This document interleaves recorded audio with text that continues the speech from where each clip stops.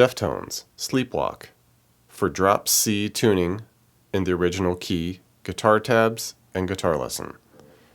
So this will be for everybody that likes to stay in the White Pony Chino style drop C tuning, C, G, C, F, A, D, and still want to play other stuff that might not be in that tuning, as the case is with this.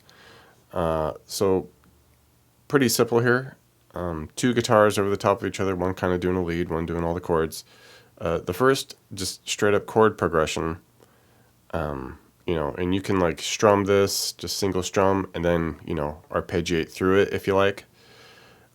So it starts with a D flat chord here, and we'll just grab that here by going to the fifth string, the low G string here, go 6, and then we do 8s on the 4th, 3rd, and 2nd string, and drop down to a B flat minor. So now we just go down to 3 on the 5th string, 5 on the 4th and 3rd string, and a 4 on the B string.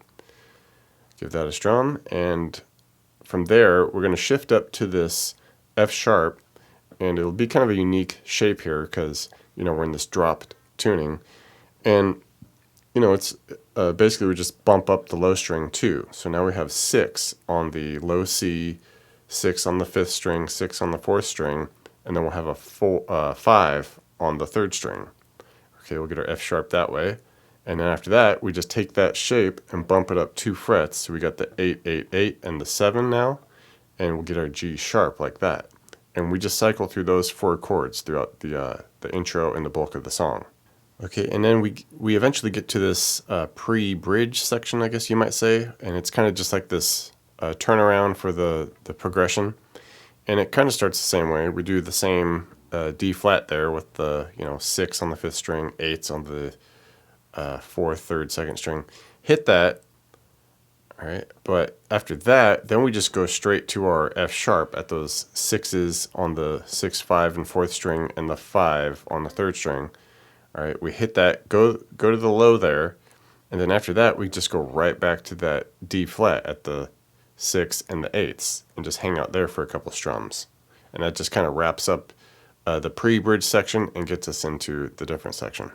All right, so now we're into our bridge section here, and it kicks off, just starts at the F sharp.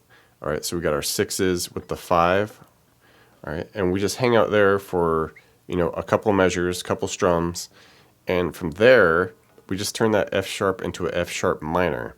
So basically, you just keep those 6s and you just change that 5G to a 4.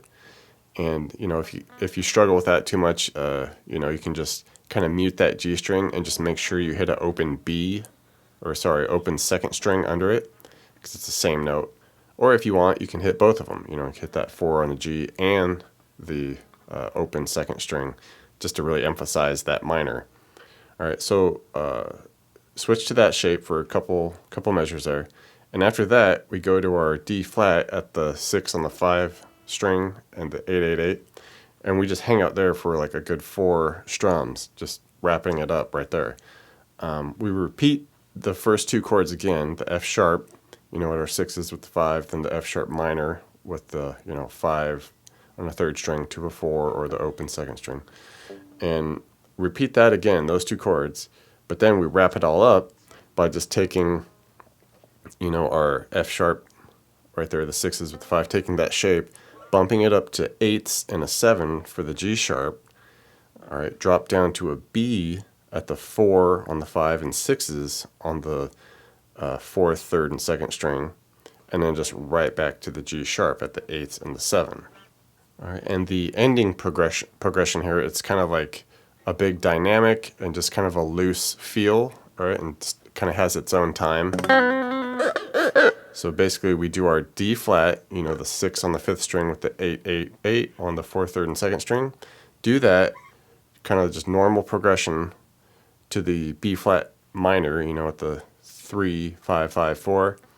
And then instead of going to, our F sharp major, the 6s with the 5, we go to a F sharp minor. All right, so, and once we hit that chord, we just hit it and let it ring. And now we're kind of in this like free time, just up to us, where we're kind of dragging out these chords.